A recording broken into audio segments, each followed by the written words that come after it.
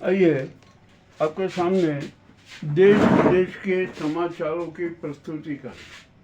आइए हम सबसे पहले देश के समाचारों की बात करते हैं। पश्चिमी बंगाल में बवाल मचा हुआ है। आज अभिषेक बनर्जी के खिलाफ जो हमला हुआ उसको लेकर ममता ने धरना दिया। पुलिस ने धरना देने की परमिशन नहीं दी, फिर भी धरना हुआ। ये तो मामला बड़ा रोचक हो गया। अब आइए यहाँ पर हम बात करते हैं बंगाल में। अब टीएमसी भी दो भागों में हो गई, एक तो टीएमसी 60 और एक टीएमसी ममता। अब देखते हैं दोनों टीएमसी में कैसे मेल मिलाप होगा, क्या होगा, अभी कुछ कहना कठिन है। खैर जो भी हुआ क्या हुआ। अब बंगाल में जो चुनाव हुआ है ना, वो तो निसंदेह अपने आप में अवैध है, छात्र षड्यंत्र है। और अब सुप्रीम कोर्ट से भी निर्णय आ चुका है कि 100 स्थानों पर फिर से चुनाव होगा। क्योंकि ममता उन्होंने दावा किया और सत्य और तथ्य प्रमाण दिए हैं कि 177 सीट पर खेला हुआ है। अब ये सुप्रीम कोर्ट का निर्णय करना है कि वास्तव में क्या हुआ है। और यह तो सही है कि बेईमानी हुई है, षड्यंत्र हुआ है और हर तरह का पूरा नाटक हुआ है। यह है अब देश में। अब यहाँ पर भाजपा में भी बड़ा अंदरूनी कलह चल रहा है। 4 नेताओं को भाजपा से बाहर करने की एक सूची तैयार हो गई। भाजपा के अध्यक्ष ने तैयार की। उसमें राजनाथ सिंह है, वसुंधरा है, आदित्यनाथ योगी और गडकरी है। ठीक है, आप पढ़ दो, जिसको जो करना है करो, उसमें क्या दिक्कत है। अब तो अभी मामला हो गया। अभी राजस्थान से समाचार आया है कि वसुंधरा अब भाजपा की खटिया खड़ी कर देगी। उनके समर्थक, विधायक और सांसद अब भाजपा सरकार को समर्थन नहीं देंगे केंद्र और राज्य में। और हो सकता है कि कांग्रेस के विधायक ने वसुंधरा के विधायक मिलकर राजस्थान में सत्ता परिवर्तन कर दे। ये भी संभावना है। राजनाथ सिंह बेचारे परेशान है। वे तो उनको तो मोदी ने अपने हाथों की कठपुतली बना रखा था और बलि का बकरा बनाना चाहता। हर बार बलि का बकरा बनाया, वे बन गए। अब नीतीश गडकरी के जो समर्थक है, उसके साथी हैं, 35 सांसद हैं, जो भी अब राज्य सरकार के साथ नहीं रहेंगे, मोदी जी के खिलाफ जाएंगे। और हो सकता है कि मतदान के समय वे अनुपस्थित रहे। ये हो गया। अब आदित्यनाथ को हटाने का पूरा रास्ता क्लियर कर दिया। केशव मौर्य को उत्तर प्रदेश की कमान दी जाएगी और उत्तर प्रदेश के चुनाव के पूर्व उत्तर प्रदेश को 4 और 5 भागों में भी बांट दिया जाएगा। ये भी पूरी योजना बन गई। बिहार में भी बड़ा खेला हो रहा है। क्या किया जाए, क्या कुछ समझ में नहीं आ रहा है वहां पर क्या हो रहा है। अब यहाँ पर बिहार, उत्तर प्रदेश और गुजरात में पुल गिर रहे हैं। इतने पुल गिर रहे हैं कि हद से ज्यादा। आखिरकार ये पुल घटिया निर्माण के बने कैसे, उनको पास कैसे किया गया, उनको एनओसी कैसे दी गई, ये भी सब मामला बड़ा विचित्र और रोचक होता जा रहा है। यानी यहाँ पर भ्रष्टाचार अब राष्ट्रीय संस्कृति बन गया है। अब ये भी मामला बड़ा अति रोचक और विस्फोटक होता जा रहा है। अब यहाँ पर सीजेआई के खिलाफ भी माहौल तैयार हुआ है। संभवतः सीजेआई सूर्यकांत जी त्याग पत्र दे देंगे। अब क्या किया जाए, जो होगा देखा जाएगा। अब यहाँ पर आज सुप्रीम कोर्ट में 5 नए न्यायाधीशों की नियुक्ति हो गई, उनकी शपथ भी हो गई। अच्छा है, हो जाना चाहिए, शपथ होना चाहिए। आज सुप्रीम कोर्ट ने हाई कोर्ट और निचली अदालतों को निर्देशित किया कि जितने भी पेंडिंग प्रकरण हैं उनको जल्दी से जल्दी 2-3 माह में सब समाप्त किए जाए। करना चाहिए, वही बहुत समय हो गया। और स्पष्ट निर्देश दिया कि जो अग्रिम जमानत का है मामले, ये मामले है ना, 2-3 दिन में ही निपटा दिया जाए, किसी प्रकार का पेंडिंग नहीं रखा जाए। अब तो कॉकरोच जनता पार्टी ने सीजेआई के खिलाफ भी याचिका लगा दी सुप्रीम कोर्ट में। अब उसकी भी सुनवाई होना है। अब यहाँ सवाल उठता है कि सीजेआई के खिलाफ जो याचिका आई है उसकी सुनवाई कौन करेगा। मामला बड़ा पेचीदा फंस गया क्या। और राष्ट्रपति के भवन से शायद ऐसी चर्चाएं चल रही है कि सीजेआई सूर्यकांत को सीजेआई पद से हटा दिया जाए। जो भी होगा देखते हैं क्या होता है क्या नहीं होता है। अब यहाँ पर मोदी सरकार शिक्षा मंत्री को बचाने की खूब भरपूर कोशिश कर रही है। इतनी कोशिश कर रही है कि हद से ज्यादा, मगर उनके खिलाफ कॉकरोच जनता पार्टी पूरी मैदान में है और अनेक अनेक रहस्य उजागर हुए। आज एक रहस्य किया गया कि हरीश प्रधान की प्रॉपर्टी अमेरिका में भी है। अरे भैया, तो ये क्यों है आपके प्रॉपर्टी अमेरिका में, भारत में क्यों नहीं है? मामला और भी बड़ा विचित्र। अभी बिहार से 38 साल के एक युवक ने 100 करोड़ से ज्यादा का खेला कर दिया और उसने सारे अफसरों को अपना गुलाम बना रखा, अन्य लोगों को भी अपना गुलाम बना रखा। एक बहुत ही बड़ा विचित्र केस मामला सामने आया और जितने भी ठेकेदार है सब उसके गुलाम में। उसने एक बहुत बड़ा शातिर खेल खेला ऋषि ने।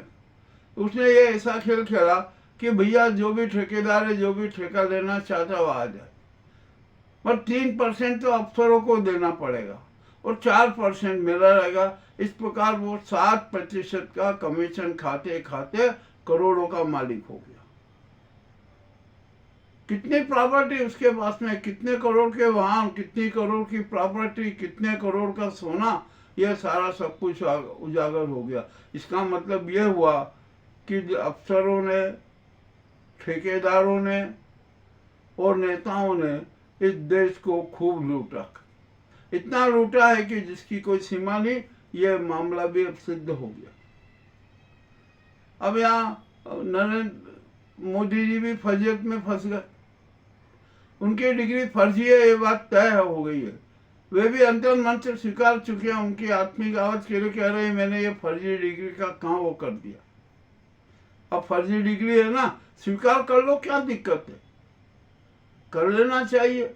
अरे हमारे देश की जनता तो अंगूठे एक व्यक्ति को भी प्रधानमंत्री के रूप में स्वीकार करने को तैयार है और अनेक है अंगूठे एक नेता जो पदों पर बैठे हैं। तो नरेंद्र मोदी जी को स्वीकार कर लेना चाहिए कि हाँ, जो मैंने हलफनामा दिया ना ये बिल्कुल गलत था। इसमें जो फर्जी डिग्री का मैंने बात कही है वो मैं अपना अपराध स्वीकार करता हूँ। कर लेना चाहिए, क्या दिक्कत है, सच के। परंतु नहीं, विष्णु के अवतार है, महामानव है, विश्व गुरु है, इवेंट गुरु है और नॉन बायोलॉजिकल है और न जाने क्या क्या है। तो वह भी अब सच के पकड़ नहीं है, सच को स्वीकार करना नहीं चाहते। और सच को तो स्वीकार करना चाहिए, सच तो दमनता से स्वीकार कर लेना चाहिए कि हाँ ये मेरी डिग्री फर्जी है। और जो न्यायालयों का और सूचना आयोग का जो व्यवहार रहा ना वो भी अनुचित ही है, अच्छा नहीं है। अब यहाँ पर और भी मजेदार बात आपको बताता हूँ कि हमारे देश में यहाँ पर सब लूटने को मचे हुए, देश बेचने को बेचा जा रहा है, देश की विरासतें बेची जा रही है, संपत्तियां बेची जा रही है। क्यों हो रहा है आखिरकार? कितने बैंक घोटाले हैं, कितने करोड़ों के गायब हो रहे हैं। अभी सीबीएसई का रीवैल्यूएशन का जो पोर्टल था ना उसको भी हैक करने का प्रयास किया गया। तो आखिरकार है क्या मामला? ये शिक्षा कितनी तबाह कर दी, बर्बाद कर दी गई। ये जितने भी देश भर में कोचिंग इंस्टीट्यूट हैं ये सब अपने अपने ढंग से शातिर खेल खेलते हैं, काले कारनामे करते हैं, छात्रों से खूब पैसा ऐंठते हैं और अपनी भाई जताने के लिए उच्च अधिकारियों को खरीदते हैं, पेपर लीक होते हैं, ये सारा हो रहा है। अब क्या किया जाए, कौन इसको बचाएगा? और ये नाजी सरकार है ना, मोदी जी तो जो 2 नंबरी हैं, भ्रष्टाचारी हैं, अपराधी हैं उनको बचाने की पहल करना, ऐसा होना नहीं चाहिए। अब यहाँ अडानी की स्थिति के मामले में बड़ा विचित्र बात सामने आ रही है कि अडानी को तो भारत सरकार ने अपना घर जमाई मान लिया और उसको हर तरह की सारी सुविधा दे रही, और अडानी पर भी आर्थिक संकट आ गया। अंबानी पर भी संकट आया ही था, आया ही है, सब कुछ किसी से छिपा नहीं है। अब हिमाचल में भी सब भाजपा ने अपना परचम दिया, कांग्रेस वहां पर फ्लॉप हो गई। अब क्या किया जाए, जनता का निर्णय तो सर्वमान्य होता है ना। अब हरियाणा में भी सत्ता परिवर्तन होने के चांसेस आ गए, और में बड़ा विचित्र खेला हो गया। अब यहाँ लोकसभा में, संसद में जो 251 अपराधी सांसद है ना, उन पर भी गाज गिरने वाली है। वे भी सब के खिलाफ कार्रवाई होगी, उनकी सदस्यता समाप्त होगी और उन पर हमेशा के लिए राजनीतिक बैन लगेगा। ये भी मामला उजागर हो रहा है, आखिरकार इस देश में हो क्या रहा है। आप मस्जिदें तोड़ रहे हो, ये कर रहे हो, न जाने क्या क्या करो, सब करते जाइए, कोई मतलब नहीं है। हमको तो देश को एकता के सूत्र में बांधे रखना था। और ये भाजपा का अब क्रेज खत्म हो गया, भाजपा अपने आप में खत्म हो गई। अब बंगाल में भी राष्ट्रपति शासन हो ही जाना चाहिए, ये भी तय है, परंतु कब लगेगा अभी कुछ कह नहीं सकते। चलिए अब और क्या किया जाए। आज महाराष्ट्र में भी एक 50 साल पुरानी मस्जिद पर बुलडोजर चलाओ भाई, खूब चलाओ। यहाँ पर कितने अतिक्रमण करके आराधना स्थल बनाए हुए हैं, उन सब पर बुलडोजर चलाओ। ये जनता की आवाज है, जनता की मांग। अब और क्या आगे बताएं। ये देश का पूरा ढांचा ही बिगड़ चुका है। कोई यहाँ पर ईमानदारी के साथ, राष्ट्रभक्ति के साथ काम नहीं करना चाहता, और कोई भी अपनी जवाबदेही नहीं समझता।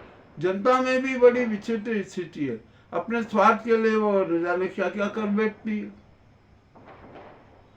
अब यहाँ पर तमिलनाडु में अन्नामलाई ने भाजपा को बाय बाय कह दिया। अब अमित शाह ने सब बेचे हुए कह रहे ये क्या हो गया, जो भी हो रहा है अच्छा हो रहा है।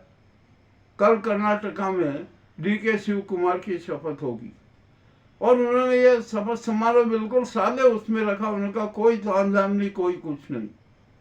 और वहाँ पर जो एक्स CM सिद्धरामैया है ना, उन्होंने अपना सुझाव दिया कि कर्नाटक में 3 उप मुख्यमंत्री बना दिए जाए। ठीक है, बना दो, क्या दिक्कत है। अरे आप तो चाहे अपनी मर्जी से चाहे जो कुछ करवा दो, संविधान की परवाह मत करो।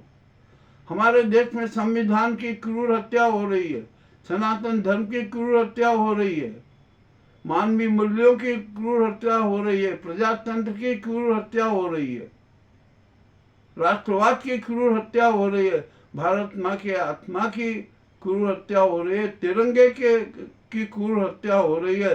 किंतु सब मौन है, सब अपने अपने स्वार्थ और मस्ती में मस्त हैं, किसी को कोई चिंता नहीं। जो भी हो रहा है क्या किया जाए भैया, ये तो देश ही बड़ी विचित्र हो गई है। राष्ट्रपति जी को सब कुछ संज्ञान होते हुए भी वे भी मौन हो गए।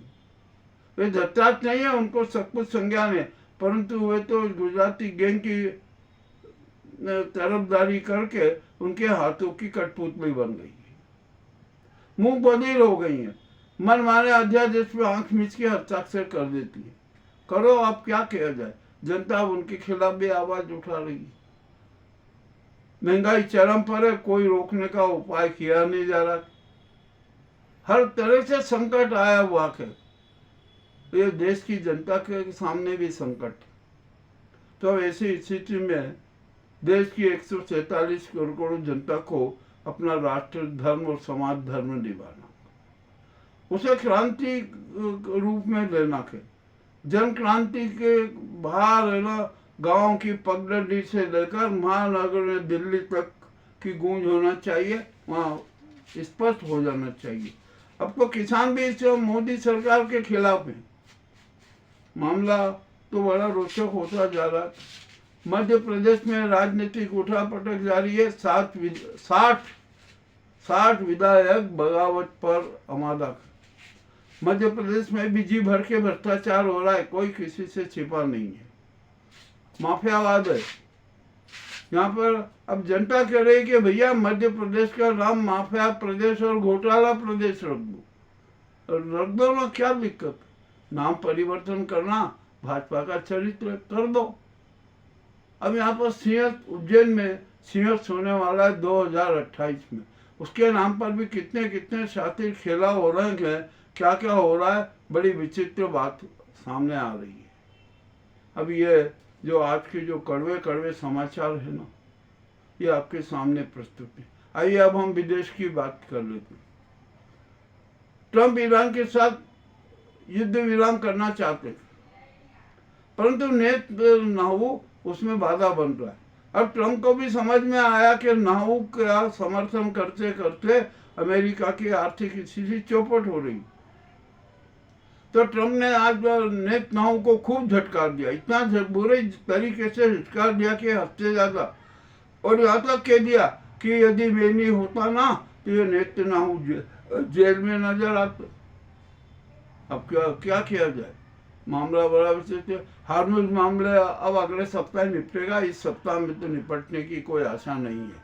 देख लेते हैं क्या होता है क्या नहीं होता है। पूरे विश्व में क्रूड ऑयल के भाव में इजाफा हो रहा है, और भी न जाने क्या क्या हो रहा है। इधर पुतिन यूक्रेन पर अपना अधिकार करना चाहते हैं, सब कुछ करना है, जाए जितना वो करना है, मगर जेलेंस्की भी रूस से बरोबर टक्कर लेने की तैयारी में है, ये भी चल रहा है। अब मामला बड़ा विचित्र हो गया और भी हालात गंभीर होते जा रहे। और ईरान ने आज साफ स्पष्ट कर दिया कि हम है ना किसी प्रकार का समझौता नहीं करेंगे, हम अपने आत्मसम्मान की रक्षा करते हुए जो भी समझौता आएगा वो करेंगे, ठीक है। अब आखिरकार ईरान का संचालन कौन कर रहा है ये भी बात जान लीजिए। मोत्तवा खेमनेई कोमा में थे और अब शायद वे इस दुनिया में नहीं है ऐसा लग रहा है, और ईरान की पूरी सत्ता IRGC के हाथे में है, वही चला। अब ईरान के राष्ट्रपति ने भी त्याग पत्र की पहल कर दी है। इसका मतलब यह हुआ कि ईरान में भी अब राष्ट्र संचालन को लेकर 2 भागों में विभक्त होने जा। क्या किया जाए, अब विश्व में कोहराम है, अशांति है, हर तरफ परेशानियां है, और दूसरी तरफ आ जाइए अब प्रकृति भी हमारा साथ नहीं देना चाहती भारतीयों को। तेज हवा के आ रही है, तूफान आ रहे हैं, ग्लेशियर फट रहे हैं, बर्फ की नदियां बह रही जो तबाही मचाए हुए थे। और भी अब अभी जो मानसून आएगा उसमें कितने कितने नाटक होंगे, कितनी तबाही होगी, ये भी किसी से छिपा नहीं है। मानसून आज और कल केरल तट पे आ जाना था, अभी तक नहीं आया। अल नीनो ने उसकी गति को रोक रखा के ये बंगाल की खाड़ी की तरफ से जो आ रहा है वो मानसून आ रहा है, ठीक है, जो छुटपुट वर्षाएं हो रही। आज भी घोषणा हो गई है कि करीबन 13-14 प्रदेशों में भयंकर तूफान आएगा और ये सब कुछ नाटक होगा। अब जो भी क्या किया जाए, विश्व में तो स्थिति वो खराब है, जंगल जल रहे हैं, अनेक प्रदेशों में पुल टूट रहे हैं, और भी न जाने क्या क्या हो रहा है, महंगाई चरम पर है, कोई किसी को परवाह नहीं, सब अपने अपने स्वार्थ में डूबे हुए। और अब तो जनता का खुला ऐलान है कि मोदी जी आपका कार्यकाल समाप्त हो गया, आपकी प्रतिशत समाप्त हो गई, आपके सारे कार्य कारनामे उजागर हो गए, अब यही बेहतर है कि आप त्याग पत्र दे दीजिए। ये ज्ञानेश कुमार को भी चाहिए कि वो भी है ना त्याग पत्र दे दे और अपने सारे अपराध स्वीकार कर ले। अब तो उनकी भी बहुत फजीयत होना है, जनता उनका घेराव करेगी, इसमें भी कोई शंका नहीं है। और सबसे बड़ी आज बात ये आई है कि सुप्रीम कोर्ट ने भी EVM पर बैन लगा दिया। मतलब अब EVM से कहीं चुनाव नहीं होंगे, मत पत्रों से ही चुनाव होंगे। जैसे यह घोषणा आई, बीजेपी के हाथ से तोते उड़ने लगे। बीजेपी खुद के ने सुप्रीम कोर्ट में याचिका प्रस्तुत की कि नहीं, मत पत्रों से नहीं, EVM से मतदान होना चाहिए, सुप्रीम कोर्ट ने उनकी याचिका ही खारिज कर दी। तो अब इस देश में मत पत्रों से मतदान होगा, इसका भी रास्ता खुल गया। ये आज के जो महत्वपूर्ण समाचार आपके सामने प्रेषित हैं। अभी दाऊद को लेकर भी पाकिस्तान में बड़ी विचित्र चर्चाएं हो रही है। सच क्या है अभी कुछ सामने नहीं आ रहा है, मगर चर्चा हो रही है। आखिरकार क्या होगा क्या नहीं होगा, ईश्वर जाने, अल्लाह जाने कि क्या क्या राजनीति खेलेगी, कौन झूठ बोल रहा है, कौन सच बोल रहा है। और ये राजनीति और धर्म पे पंडे और गुंडे है ना, भारत को तबाह करके ही छोड़ेंगे, इसमें भी कोई दो शंका नहीं है। मामला तो बड़ा विस्तृत हो गया। यहाँ उज्जैन में हमने एक सर्टिफिकेट का मामला, छोटा सा मामला है, वो मामला नगर निगम ने सुलझा सका, अफसर नहीं सुलझा सके, और भाजपा नेता अपने जमीन बचाने के लिए जो अच्छी खासी योजना के जिसके लिए माल चोरीकरण का, जिसके लिए मकान तोड़े गए, परंतु भाजपा नेता ने कहा कि नहीं, सर्टिफिकेट पर सड़क नहीं बनने देंगे और उसके दोनों सड़क नहीं बनने देंगे। अब ये तो भाजपा नेता एक विशेष योजना के तहत ऐसा किया गया है। 4 एक व्यापारी और भाजपा नेता वे अफसरों को सेट कर रहे हैं और शायद किसी को सेट कर रहे हैं, ये भी सब उजागर हो जाएगी। तो यहाँ पर और मगर जनता कह रहे कि नहीं, सर्टिफिकेट सेंटर में होना चाहिए ताकि खड़े हनुमान को भी नुकसान नहीं पहुँचे, वहाँ के दुकानें हटा दिया जाएगा तो गोपाल जी के दर्शन नई सड़क से भी और आगे से भी हो सकते हैं, निजातपुरा से भी लोग सीधे दर्शन कर सकते हैं। अब यहाँ इस मार्ग में थोड़ी सी एक जरा सी दिक्कत आएगी। वो दिक्कत है कि सिंधिया जी की छतरी, तो वो भी कोई बड़ी समस्या नहीं है। सिंधिया जी की छतरी बराबर रहने दीजिए, और जो उसके पैडल से जितने नीचे बनी है ना, 4-5 फीट पैडल को नीचा करके फिर कर दीजिए। सिंधिया जी की छतरी भी जो स्टेचू है वो भी बना रहेगा, और गोपाल जी के दर्शन निजातपुरा से सीधे होने लग जाएंगे। ये समाचार आपके सामने प्रस्तुत है। अभी अब एक 14 करोड़ की एक और योजना आ गई है कि महाकाल घाटी से लेकर ढाबा रोड तक का मार्ग चौड़ीकरण होगा, और होना चाहिए, और ये 4 लेन कर देना चाहिए। हम सब कुछ जितना करना है। मगर एक बात और मैं रहस्य की बताता हूँ, गोपाल मंदिर, पुराने गोपाल मंदिर का मेन गेट कहाँ है, कहाँ रखा हुआ था, और वो गेट राजस्थान में है। हमें उसकी सूचनाएं मिल रही है, हम उसका संपूर्ण विवरण भी प्रस्तुत करेंगे। जब ये महाकाल घाटी से लेकर ब्रावा रोड तक का चौड़ीकरण होगा ना, तो हमारा एक पहल ये होगी कि जो गोपाल मंदिर का, द्वारकाधीश का जो मुख्य द्वार है ना, जो बड़ा आकर्षक है, वो राजस्थान में रखा हुआ है, तो उसको हम शानदार ढंग से सभी उज्जैन के सारे निवासी, उसमें सभी पंथ, सभी के लोग होकर उस दरवाजे को द्वारकाधीश के वहाँ पर फिट कर देंगे। एक नई बात होगी, ये सब होगा। तो ये हमने आज आपके सामने अति महत्वपूर्ण समाचार प्रस्तुत किए हैं। आपको कैसे लगे हमें अवश्य बताएं। बहुत बहुत धन्यवाद।